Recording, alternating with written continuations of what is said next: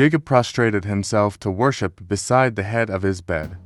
After giving his final instructions for his bones to be buried in Canaan, in Genesis 47-31, Jacob said, "Swear to me."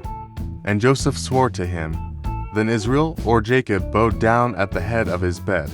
Genesis chapter 48 records the story of the second blessing of Joseph's two sons. At that time, he gathered all his strength to sit up in bed and spoke to Joseph, blessing his two grandsons.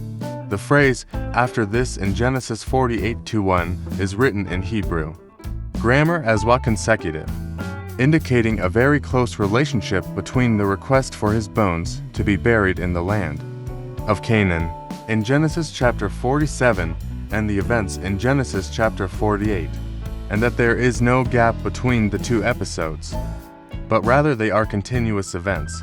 Hebrews 11:21 states, "By faith Jacob, when dying, blessed each of the sons of Joseph, bowing in worship over the head of his staff."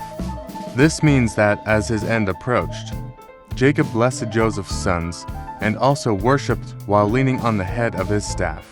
However, there is a significant difference in the account in the book of Genesis compared to the account in the book of Hebrews. In the book of Genesis, it is written that he bowed down beside the head of his bed, while in the book of Hebrews, it is stated that he worshipped while leaning on the head of his staff. At a glance, these two verses may appear to be inconsistent. An interesting fact is that in Hebrew, the same consonant letters are used for the words bed and staff.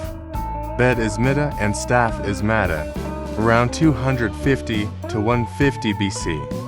Those who recorded the LXX Septuagint translated mida as rhabdos in Greeks. In the book of Hebrews 11:21, interpreting it as mada staff.